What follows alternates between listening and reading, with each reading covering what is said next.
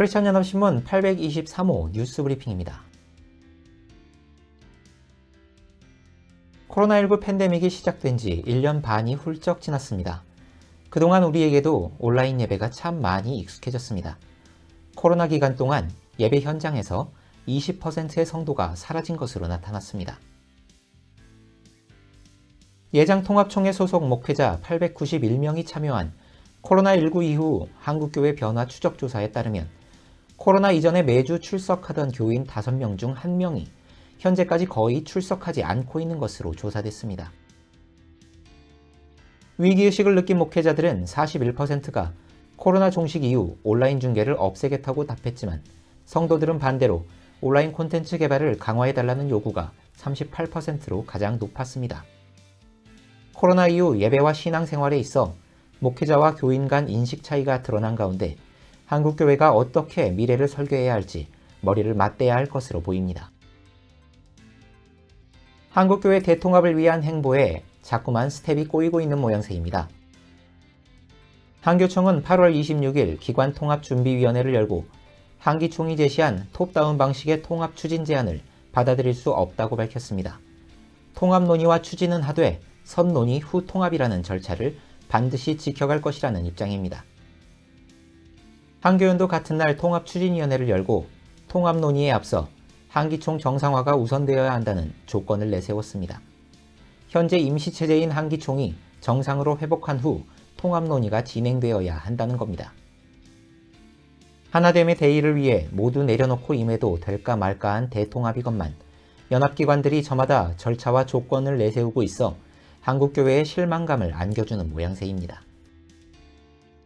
얼마 전 YTN이 보도한 신학대 무더기 허위 입학 의혹 보도와 관련해 아신대학교 동문회 증경회장단이 8월 30일 기자회견을 열고 이사장과 총장 사퇴를 촉구했습니다. 이들은 성명서를 통해 아신대 총장과 이사장은 신학대학에서 한국교회 지도자를 양성하는 선생이요 목사인 사람들로 한국사회의 소금과 빛이 되어야 함이 마땅함에도 본인의 과실을 인정하고 통에 자복하기는커녕 부정입학 책임을 전가하고 불법 소지를 운운하는 등 사회적으로 물의를 일으키고 있다고 지적했습니다. 사립학교에 대한 사회의 비판적인 시선이 높은 가운데 아신대 허위 입학 의혹으로 인한 사태가 어떻게 처리될지 관심이 필요한 상황입니다. 총신대와 합신대, 숭실대 신학자들이 8월 30일 세계복음주의연맹 WEA에 대한 입장 표명 기자회견을 갖고 WEA는 건전한 복음적 국제기구라며 합동총회는 WEA 소모전을 중단하라고 촉구했습니다.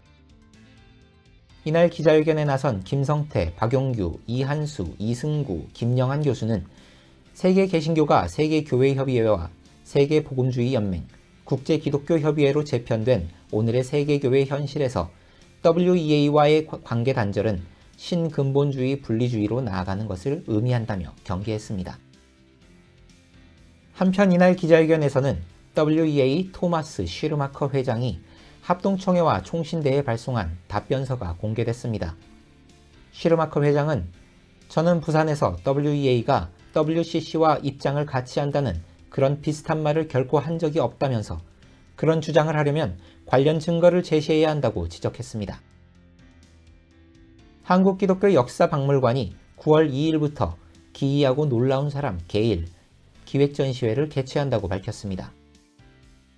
게일은 목회자이자 기독교 교육자이면서 한글에 대한 탁월한 연구자로 신학문의 교육과 한글에 대한 남다른 애정을 품었던 한국 선교 역사뿐만 아니라 한국학 분야에서도 선구자적 인물입니다. 이번 전시회는 이러한 게일의 사상과 관점 및 그의 저작과 성과들을 박물관 소장 자료들을 중심으로 살펴볼 수 있도록 기획됐습니다. 철로역정, 예수행적기념시, 연경좌담, 게일역 신구약 전서 등 30여 점의 유물자료도 함께 소개됩니다.